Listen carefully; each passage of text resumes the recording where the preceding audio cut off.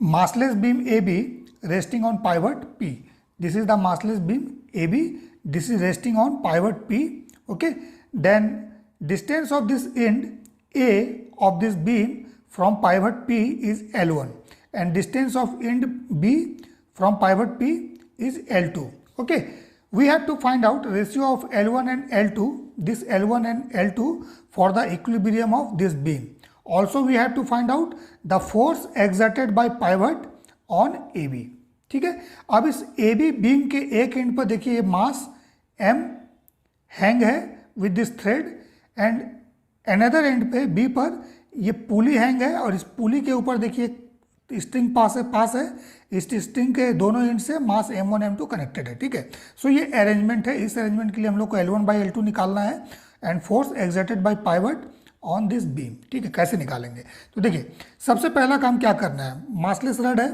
ठीक है, सो इस बीम का कोई वेट नहीं है, सॉरी रड नहीं है, बीम है. मासलेस रड भी ले सकते हैं, कोई इशू नहीं है. सो इसका कोई वेट नहीं होगा. ठीक है, अब हमें इसके इक्विलिब्रियम को कंसीडर करना है. सो इक्विलिब्रियम के लिए क्या करना होगा, इस पर जो टॉर्क इस एंड पे लगेगा, ठीक है, और जो टॉर्क इस एंड पे लग रहा है, ठीक है, ये दोनों बैलेंस होना चाहिए. ठीक है, सो इस एंड पे टॉर्क कैसे लगेगा, सो मान लीजिए थ्रेड अगर गिवन है, सो इस थ्रेड पे टेंशन क्या होगा, let's say it is T1, ये T1 टेंशन मान लीजिए. ठीक है, सो इस T1 का टॉर्क क्या हो जाएगा, R क्रॉस F. टॉर्क क्या होता है, R क्रॉस F होता है. ठीक है ना.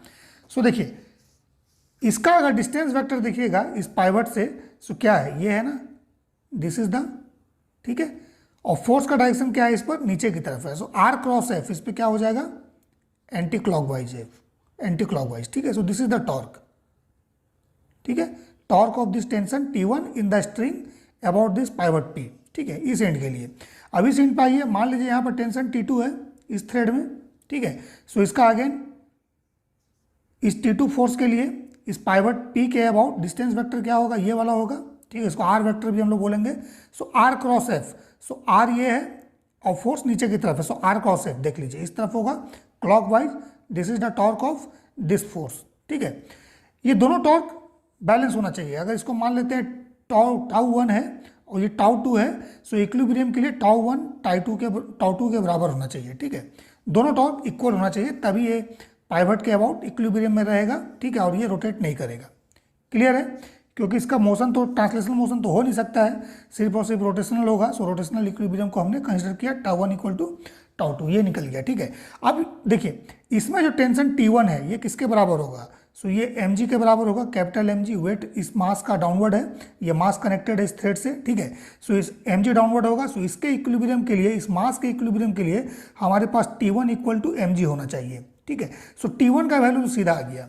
ठीक है, अब T2 का वैल्यू कैसे निकालेंगे, सो देखिए इस थ्रेड में मान लेते हैं टेंशन T है. ठीक है, सो थ्रेड थ्रू आउट सेम है, सो टेंशन भी इसमें थ्रू आउट सेम होगा. ठीक है, क्योंकि ये पुली जो है मासलेस है ना. अगर मासलेस पुली है सो इसका मोमेंट ऑफ इनर्शिया 0 होगा. मोमेंट ऑफ इनर्शिया 0 होगा, सो इसमें टॉर्क नहीं होगा. ठीक है, सो सॉरी टॉर्क तो होगा, इसका मोमेंट ऑफ इनर्शिया 0 है. सो मोमेंट ऑफ इनर्शिया 0 होने के कारण क्या होगा, इसमें टेंशन थ्रू आउट सेम हो जाएगा. ठीक है ना. सो ये टेंशन आपको लेना है T. अब देखिए ये T अगर नीचे की तरफ इस पुली का इक्विलिब्रियम कंसीडर कीजिएगा, सो इसमें टेंशन T नीचे की तरफ है ना, इस तरह से है पुली. ठीक है, सो यहाँ पर टेंशन T नीचे की तरफ है, यहाँ पर टेंशन T नीचे की तरफ है. ठीक है, सो ये वाला टेंशन जो T2 है इसका वैल्यू क्या होगा, मासलेस पुली है. So T plus T minus T2 equal to mass of pulley into acceleration of pulley. So mass of pulley 0 है, so T plus T that is 2T minus T2 equal to 0, that means T2 equal to 2T. So T2 का value क्या आएगा, T2 का value 2T के बराबर आ जाएगा. That means ये T2 जो है ना ये 2T के बराबर हो जाएगा.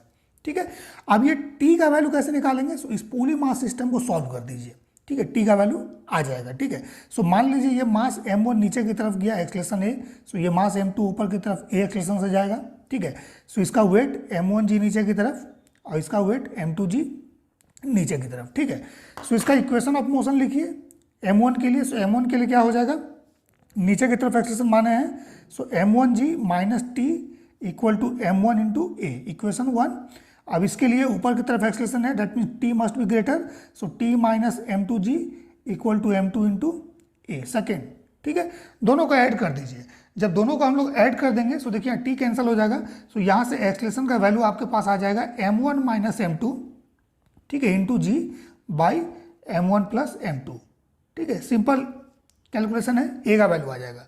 सो ए का वैल्यू किसी एक में भी पुट कर दीजिए, सो आपका टी का वैल्यू आ जाएगा। सो टी का वैल्यू जब हम लोग निकालेंगे it is 2m1 m2 g by m1 plus m2, ये हमारे पास आ गया। सो ये टेंशन T2 का वैल्यू कितना होगा, that is 2 times t, so that is 4m1 m2 g by m1 plus m2, ठीक है।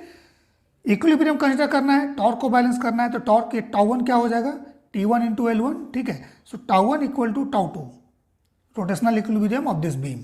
सो ये क्या वैल्यू दे देगा हमारे पास, L1 into T1 equal to L2 into T2, correct है। सो इसका मतलब हमारे पास हो गया L1 बाई L2 का value that is equal to T2 by T1। T2 का वैल्यू हमारे पास कितना है, 4 है m1 m2 g by m1 plus m2, ठीक है। और T1 का वैल्यू mg, सो m इंटू जी, सो देखिए g cancel out, so it is 4m1 m2 divide by m bracket में m1 प्लस m2। ये लेंथ का अगर रेशियो होगा, ठीक है, लेंथ का रेशियो अगर इसके बराबर हो जाएगा, मास का वैल्यू अगर दिया रहेगा तो निकाल सकते हैं। सो ये बीम आपका बैलेंस रहेगा, ठीक है। सो हम लोगों ने इसको निकाल लिया।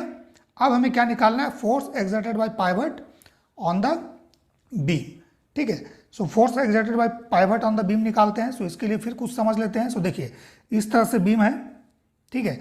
सो ये क्या करेगा, पाइवट को प्रेस करेगा नीचे की तरफ। सो इसके रिटर्न में पाइवट क्या करेगा, ऊपर नॉर्मल डायरेक्शन लगाएगा, मान लीजिए इसका वैल्यू n है, ठीक है।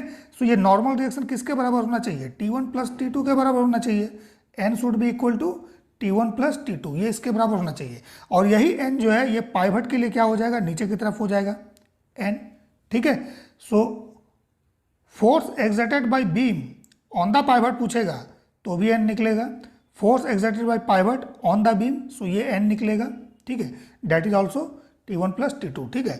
सो निकाल दीजिए T1 प्लस T2 का वैल्यू कितना हो जाएगा, T1 इज mg, ठीक है, प्लस T2 का value 4m1 m2 g divide by m1 plus m2, ठीक है।